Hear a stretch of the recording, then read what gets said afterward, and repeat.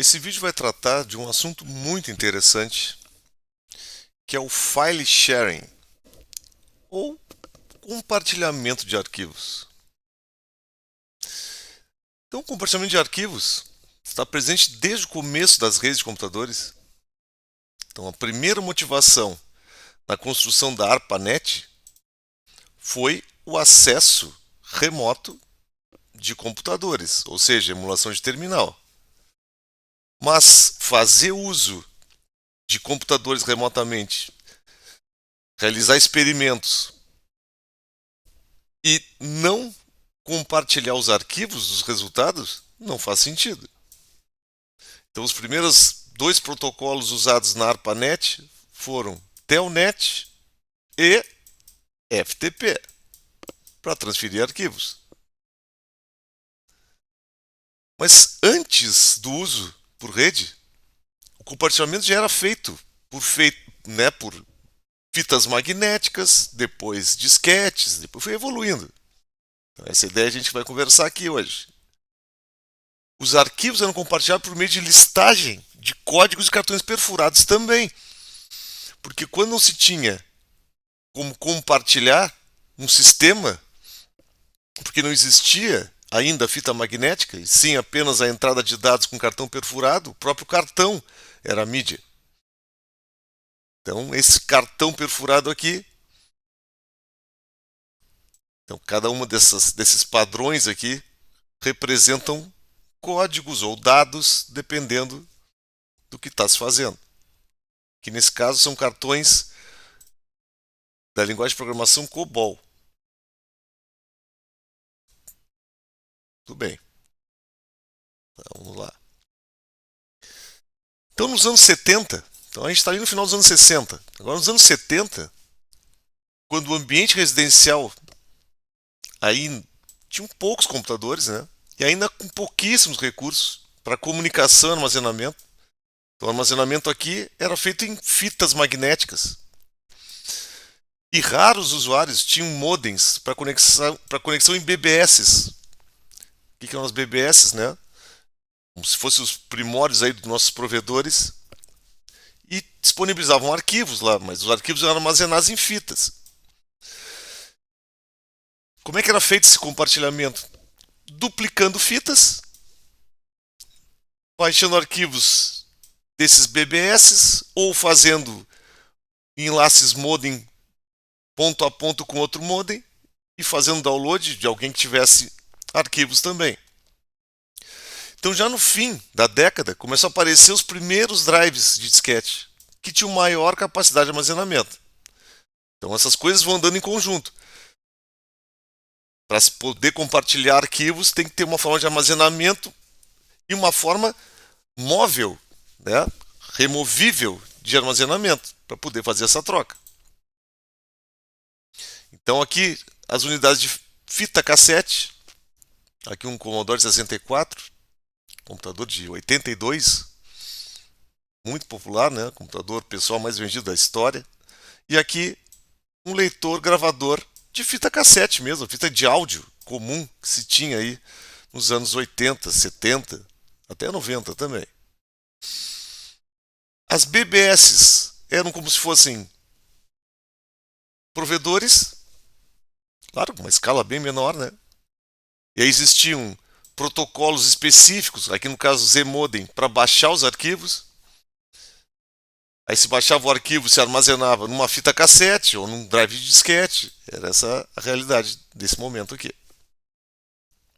E depois começam a aparecer os disquetes, em vários formatos, né? Aqui disquete de 8 polegadas, aqui tem disquete de 5 1/4 polegadas. Era o sonho ter, e aqui um 3,5 polegadas, né? Esse cara foi o mais popular nos PCs aqui, nos anos 90, né? Antes disso, aqui nos PCs XT, apareceram esses caras.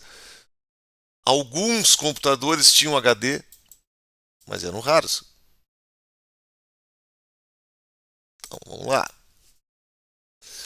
Depois, nos anos 80, ainda a fita magnética seguia como padrão de armazenamento de arquivos. Claro, melhorias tecnológicas nos padrões de modems com velocidades maiores. Então, modems 2.400 bits por segundo, 4.800, quem tinha um de 4.800 aqui já era rei nessa época, certo? Que possibilitavam fazer o download de uma quantidade maior de arquivos, né, e mais rápido. Então, se eu armazeno mais, tem velocidades maiores, consigo fazer um download de uma quantidade maior. Mas nos ambientes acadêmicos, que possuíam acesso à internet, havia o uso de protocolos para transferência de arquivos como o FTP. O FTP de 1985, a versão do FTP que roda em cima de TCP/IP. Mas não só isso, também anexos em e-mail. O protocolo IRC, Internet Relay Chat, também é uma forma de compartilhar os links de acesso aos arquivos. Porque na medida que o arquivo está disponibilizado no servidor de FTP, como é que eu encontro ele? Alguém tem que me dizer isso, tem que estar listado em algum lugar. Isso era feito por grupos de conversas no IRC ou por e-mail. Mas não era fácil de achar isso, né? Então não havia um indexador centralizado de arquivos. Busca manual. E aqui começa então o uso de disquetes e discos rígidos com maior capacidade de armazenamento. Então, de novo, essa evolução aqui tem tudo a ver com o compartilhamento de arquivos. Então aqui tem um exemplo de um jogo em fita cassete. Isso aqui são jogos comerciais, né? Isso aqui são jogos pagos. Então, uma fita dessas aqui, ao clonar essa fita, fazer uma cópia, isso é uma pirataria. Isso é ilegal. Botar lá numa BBS isso aqui, pegava essa fita aqui, transformava num arquivo, e a partir desse arquivo aqui se reproduzia a fita novamente. Também é pirataria. Isso também andou, obviamente, junto com o compartilhamento de arquivos. As BBS começaram a ficar mais sofisticadas, então oferecendo listagem de arquivos, categorias de tipos de arquivo, upload e download, como já existia. Então, vai se evoluindo em direção ao que nós temos hoje. O FTP, que é um protocolo e implementações de cliente-servidor, mesma coisa. Só que a gente tinha acesso ao servidor, mas para achar os arquivos aqui é que a gente fazia uma busca num HD. Então, de novo, a dificuldade de achar o arquivo era bem complicado. Tinha organizações prévias nessas pastas aqui para achar arquivos, mas não era simples fazer. O IRC ajudava nisso, porque alguém achou um arquivo ou disponibilizou esse arquivo e avisava aqui num grupo de discussão, é um chat, né? Ó, tem um link tal aqui, cliquem lá e baixem. Era uma das formas de fazer. Muito bem. Nos anos 90, aí houve uma revolução nas formas de compartilhamento de arquivos. Então, primeiro, microcomputadores com recursos computacionais, acesso à internet ainda modo discado, mais para o final da década, algumas alternativas de banda larga, anexos por e-mail se tornaram comum, então se enviava, se brincava na época, né? Se mandavam, como se manda hoje, o bom dia ali num grupo do WhatsApp, se mandava um PowerPoint de bom dia. Vai, isso aqui era um horror. Mandava um anexo de um PowerPoint para abrir, com um monte de foto de urso, de gato. Bah. Servidor de FTP em grande quantidade.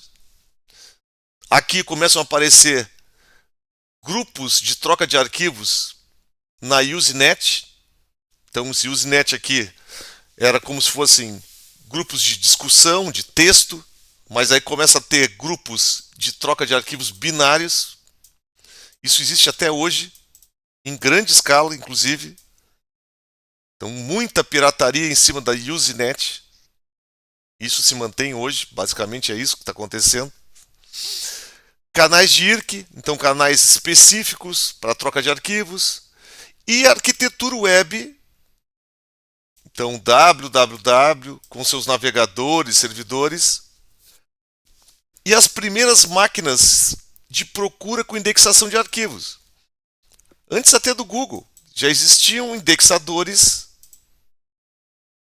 manuais e depois automatizados. Então, buscar arquivos se tornou mais fácil.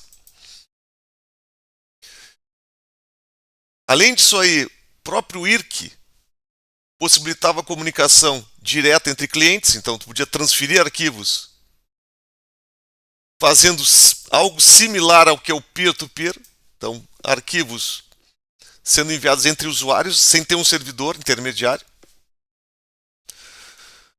O uso de grupos de notícias, newsgroups, né? Mas usando o Usenet, usando o UCP, que é um protocolo para cópia de arquivos, muito comum na época. Como eu falei, isso aqui ainda existe hoje, em 2024, com servidores específicos, a maior parte deles é pago para fazer compartilhamento de arquivos. O anexo de e-mail, então, muito comum, né? Uma forma fácil de trocar arquivos. E aí seguimos, estamos nos anos 90. Então essa arquitetura web se tornou o principal serviço para procurar e disponibilizar arquivos. Não era tão simples de realizar isso aí. Por quê? Porque não tinha recurso de armazenamento ao usuário comum. Então, o usuário comum não é montar um servidor web para disponibilizar arquivos. Isso ficava a cargo de empresas, normalmente, instituições que tinham recurso para manter isso. Limitações de largura de banda, então muita gente com acesso discado ainda. Começam a aparecer fóruns na web especializados em tipos de arquivo. Então tinha arquivos de jogos, arquivos de vídeos, livros, bom, documentações de sistemas. Começam a aparecer esses caras, isso existe até hoje também. Organização de grupos para disponibilização de arquivos. Esses caras aqui é uma coisa à parte, certo? O WARES, isso aqui é pirataria. De que vocês pensarem. De tudo que vocês imaginarem tem pirataria. E esse é o termo genérico. Esse top sites, o que era? Eram grupos que tinham, por exemplo, as mídias originais, quebravam as licenças, disponibilizavam esse arquivo, e aí tinha uma cadeia de distribuição desses arquivos. Então esses top sites eram os servidores raiz, vamos dizer assim. Isso depois se disseminava aí por toda a internet. Então isso aqui por muito tempo aconteceu dessa forma. E comércio de CDs piratas. Então aqui no Brasil, tínhamos nos anos 90 aí, pouco antes dos anos 2000, o acesso predominante era acesso discado. Então baixar softwares, baixar arquivos ISO, por exemplo, de CDs eram bem complexos. Mas existe, e ainda existe, né, um comércio gigante aí de disponibilização de arquivos piratas sendo vendidos abertamente, né, em CDs, DVDs. Então, esses top sites, esses grupos que faziam compartilhamento, usavam arquivos de cabeçalho chamados NFO, que é de info, com informações sobre os grupos, como, né, acessar esses grupos aqui, ou participar desses grupos de distribuição de arquivos. Outro caso aqui também, de lista de arquivos disponíveis, desses sites principais. Aqui como funcionava essa estrutura, né? Então tinham os grupos de crackers, isso aqui eram os verdadeiros crackers que quebravam as licenças para poder fazer cópia dos arquivos. Depois disponibilizavam nesses top sites. Existiam uns caras que faziam a parte intermediária disponibilizava isso em sites e as pessoas que baixavam. É mais ou menos assim. Claro, esses grupos foram todos desmanchados, aí, a maior parte deles, né? E aqui no Brasil a gente tinha direto esse tipo de coisa aqui, né? Ainda temos, né? Publicamente isso aqui. Por que que para nós aqui no país sempre foi muito mais fácil ter acesso a esses arquivos aí de sistemas, de aplicações, de vídeos, de jogos, porque a pirataria aqui raramente era combatida como nos outros países. Então, os outros países eram muito mais complexo para eles fazer isso, eram muito mais organizados, tecnologicamente falando. Aqui não. Aqui a pessoa tinha um reprodutor de CD, DVD, fazia 500 cópias disso aqui, imprimia numa impressora já de tinta, capinha aqui e já era, né? Não tem nada de legal nisso, né? Não tem nada de bom, a gente não tem que se vangloriar disso. Bom, depois teve uma outra revolução, foi a arquitetura peer-to-peer. Essa aqui foi a explosão mesmo do compartilhamento de arquivos. Então não havia mais um servidor de arquivos centralizado, apenas indexadores de arquivos. A capacidade de armazenamento cresceu de forma exponencial, porque eu não tenho um servidor que tem um armazenamento local. Cada usuário usa o armazenamento local do seu HD. E o uso bem simples, né? O uso bem básico mesmo. Motivação principal. Duas coisas surgiram ao mesmo tempo aqui. Arquivos de música em formato MP3. Isso aqui impulsionou o uso de aplicações peer-to-peer. O primeiro serviço mais popular, vamos chamar assim, foi o Napster, né? Nessa época aqui. Não era um peer-to-peer puro, porque ele usava servidores para indexar os arquivos. E aqui foi a derrota, né, do Napster, porque foi fácil encerrar o serviço do Napster. Então, como é que esses caras funcionavam? O peer-to-peer, aqui é o exemplo do GNU Tela, que é um protocolo. Ele não tem nada, só para deixar claro isso, não tem nada a ver com pirataria. O que se tem nesses caras são um protocolo e uma arquitetura que possibilita fazer a distribuição de arquivos com alto desempenho e com redundância. É isso? Agora, se tu vai pegar um arquivo pirata e vai usar nisso aí, bom, aí é pirataria. No caso do Napster, o foco era, inicialmente, só MP3. E isso aqui foi uma coisa interessante, só por uma curiosidade. As pessoas baixavam pela primeira vez aqui músicas de forma individual. Que foi o princípio da criação do iTunes, por exemplo. Que é o princípio da criação do Spotify, do Deezer. Tu comercializar a música individualmente, não um álbum de música, né? Não preciso comprar 10 músicas num disco se eu gosto de uma só. E hoje nem isso tem mais, né? Tu não tem nenhum arquivo individualizado. Tu já tem streaming. Então os caras já foram mais além. Hoje não tem esse download. Mas nessa época aqui, as pessoas disponibilizavam. Esse usuário que está aqui, ó, é o que disponibilizava os arquivos. Então isso aqui se espalhou de uma forma assim avassaladora, foi rapidamente e chamou a atenção da justiça, obviamente, isso aqui foi derrubado. Mas se plantou a semente do que se tem hoje.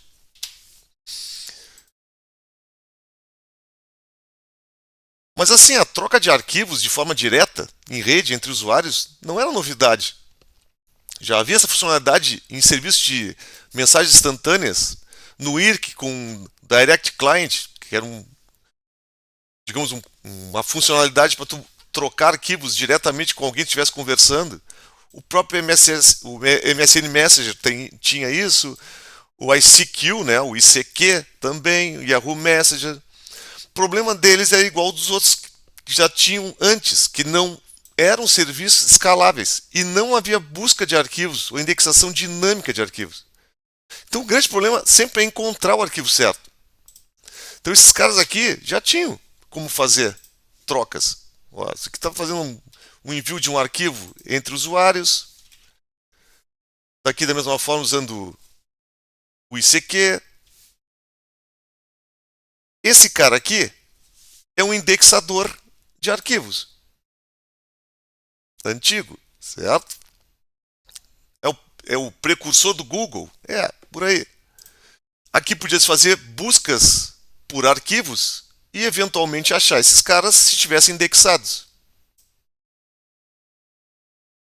Então isso aqui foi muito usado, né? Uma forma de encontrar os arquivos. Aí nós chegamos nos anos 2000.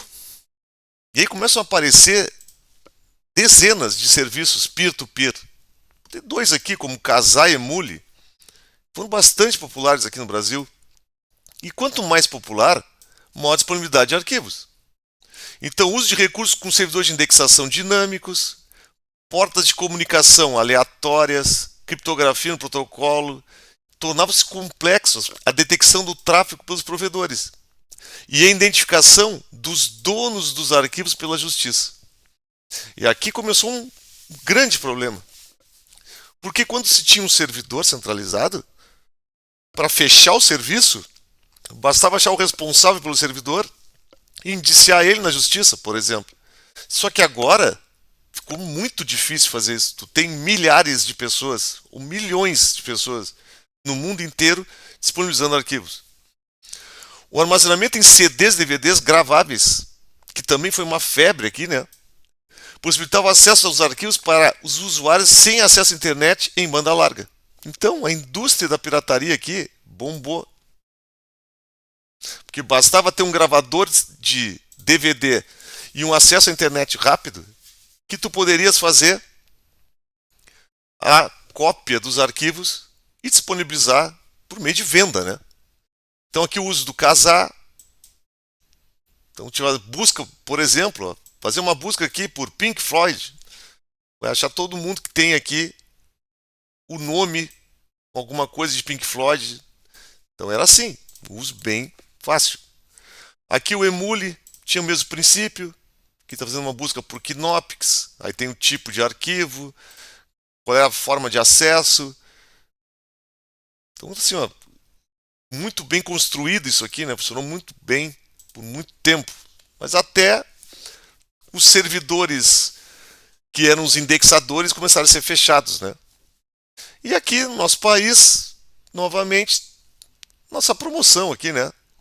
Então aí um DVD R$4, 3 por 10, no saquinho, na caixinha, 5.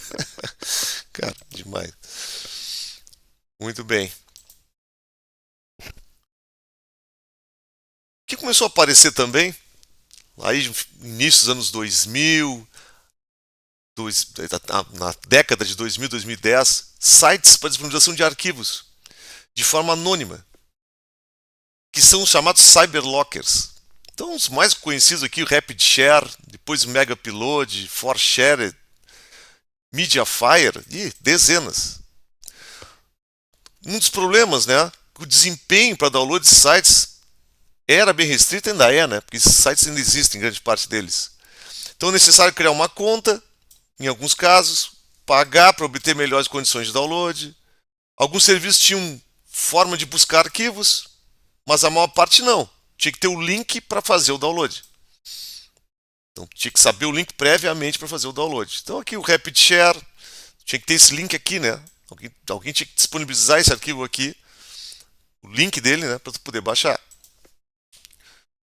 O Megapilode, que hoje é o Mega, né? Hoje chama-se Mega, mas inicialmente era Megapilode, ele foi fechado pela justiça e foi recriado como o Mega.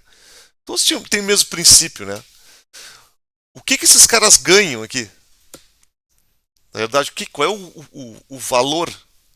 Eles vendem o acesso que vários chamam aqui de premium, né? Então, para o usuário sem um cadastro ou sem pagar, o uso é limitado. Para um usuário premium, tu tem vantagens, teu download vai ser mais rápido e por aí vai. Aqui o Mediafire. Então, esse modelo de negócio aí se repete para todos eles. Esses links, então, dessas ferramentas, esses cyberlocks, esses serviços aí, eram disponibilizados em blogs fóruns ou em sites abertos ou fechados. Então, um cara que impulsionou muito isso aí foi o serviço Blogger, que depois foi renomeado para Blogspot, que é do Google, que ainda é uma das fontes para descoberta de arquivos. O protocolo BitTorrent torna-se popular devido ao alto desempenho em downloads. Então, qual é o problema desses caras aqui? Primeiro, achar os arquivos é um problema. Segundo, quando eu acho o arquivo para me baixar ele, ou eu tenho que pagar, ou é uma velocidade bem reduzida. Tenho limites de número de downloads que eu posso fazer por dia. Bom, várias coisas. O protocolo BitTorrent ele tem uma ideia bem interessante, que é usar o fracionamento do arquivo. Então, o download de cada fração a partir das origens diferentes de forma simultânea. Então, em vez de eu baixar um arquivo de um único lugar, eu vou pegar esse arquivo, vou fracionar ele, cada fraçãozinha dessas pode estar num destino. Quando eu fizer um download disso, eu vou baixar de todos esses caras aqui ao mesmo tempo. Essa que é a ideia principal do protocolo BitTorrent. Mas para encontrar arquivos, tem necessidade de um indexador e um serviço chamado Tracker para achar esses arquivos. Então esse cara aqui, ele faz o que? Ele é tipo um concentrador de todos os peers, né? Todo mundo que está participando da rede para trocar arquivos, usando torrent. Aqui é o exemplo do blog com música, muito comum, mas não só música, livros e outras coisas, né? Então normalmente aqui, quando se quer baixar algum desses caras, tu vai ser jogado num cyberlocker. Vai ter um link lá para tu baixar lá do Mega, algo assim. O torrent aqui, um cliente de torrent mostrando o exemplo de um arquivo. Não, aqui não aparece o nome dele, mas aqui, ó, tu tem os pedaços desse cara. Aí tá baixando aqui um arquivo, tá com 51%. Então cada um dessas frações, ela pode estar espalhada em centenas, até milhares de clientes. Então, olha só, qual é a vantagem básica aqui? Quando eu vou baixar um arquivo, em vez de eu consumir o link de um dos clientes, eu vou usar uma fração. Porque são arquivos pequenos, esses pedaços aqui são coisas de 3 MB. Dependendo qual é o tipo de torrent que é criado. Aquele arquivo torrent define isso. O arquivo .torrent é que define como é que é fracionado esse cara. Quais são as frações que compõem o arquivo todo. Então esse cliente baixa todas as frações e depois remonta. É assim que funciona basicamente o torrent. Muito bem. Então esses trackers aí, só para a gente entender um pouquinho como é que funciona esse ambiente aí, eles são os principais componentes dessa arquitetura. Então sites com arquivos .torrent tornam-se públicos e populares. Primeiro, mais popular, EasyHunt, depois o Pirate Bay, que virou, digamos, o grande bandido em toda a história aí, mas Demonoid e vários outros, né? Então a explosão no volume de dados e no consumo de largura de banda nos provedores de internet com tráfego de BitTorrent. Isso chamou muito a atenção, né, das autoridades e a coisa ficou feia. Ficar feia quer dizer, esses caras foram todos fechados.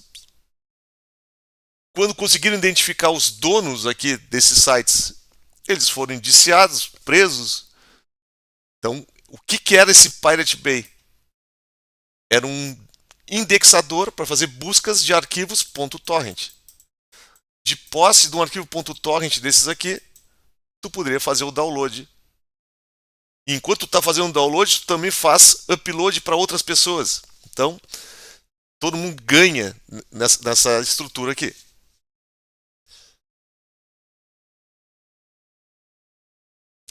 Bom, agora chegando mais próximo, né? Onde nós estamos agora no tempo, nos anos 2010, começa um serviço em nuvem para compartilhamento de arquivos. Então a gente tem Dropbox, Google Drive, Microsoft OneDrive e vários outros, né? Então a gente tem uma grande disponibilidade de armazenamento e largura de banda sobrando. Resultado: festival de compartilhamento de arquivos. Todos os impedimentos que haviam no início da rede, que era a limitação de banda, de armazenamento, hoje nós não temos. Então aqui temos um Dropbox.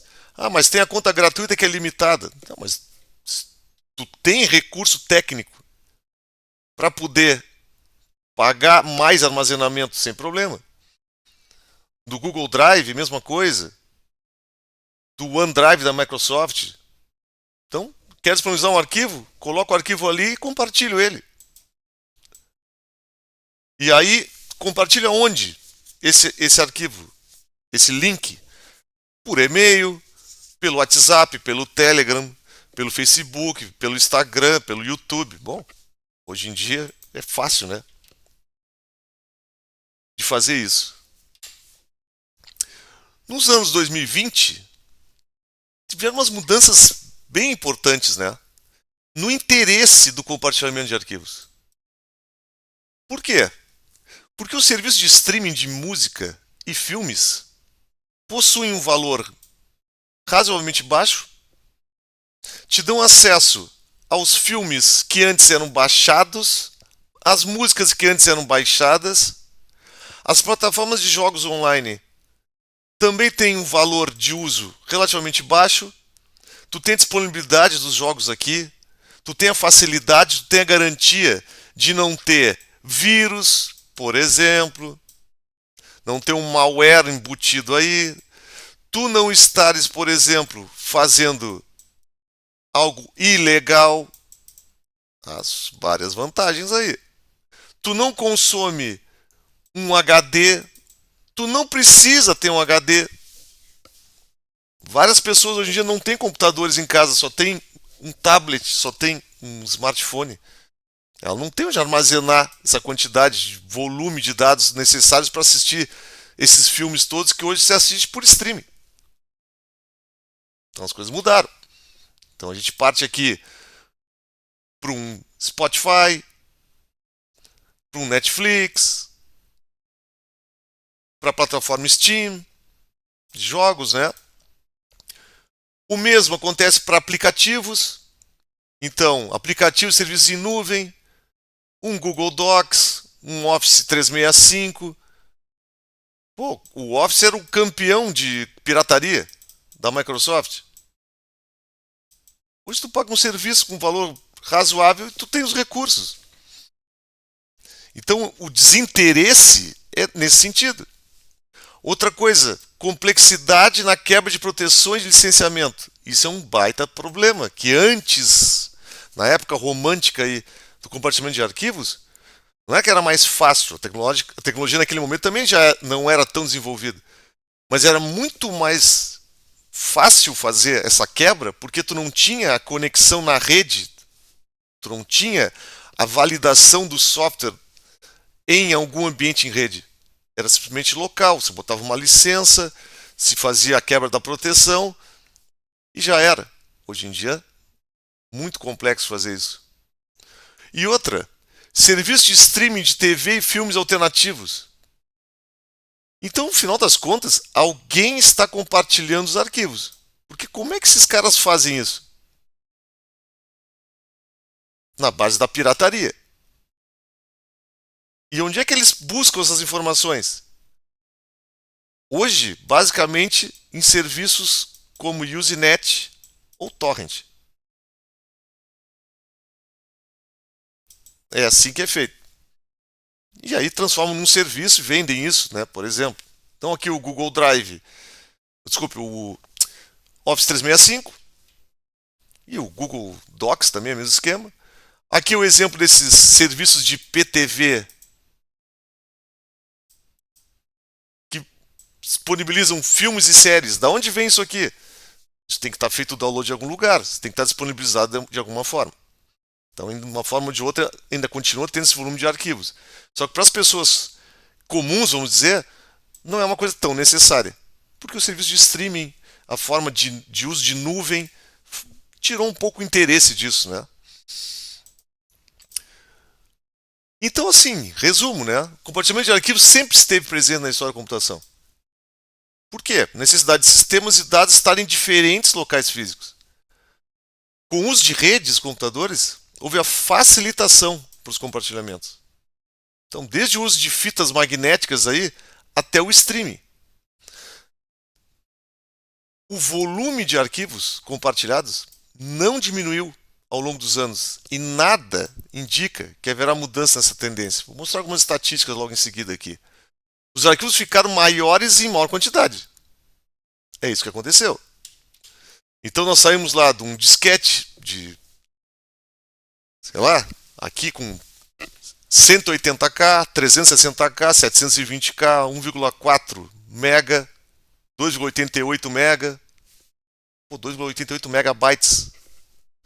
Aí partiu para um CD com 700 mega, depois um DVD com 4,7. Depois teve Blu-ray, né? DVD Blu-ray com 25 GB, não pegou muito. Pendrives que hoje tem 256 GB, 512 GB. E temos recursos da rede que praticamente é infinita. Desde que tu tenha armazenamento, largou de banda, é infinita a capacidade para fazer transferências, compartilhamento de arquivo. Então, alguns dados interessantes aqui.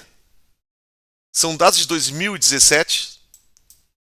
A fonte que eu retirei é desse cara aqui. Então, olha só. Em 2017, então. Isso aqui é petabytes, certo? Petabytes.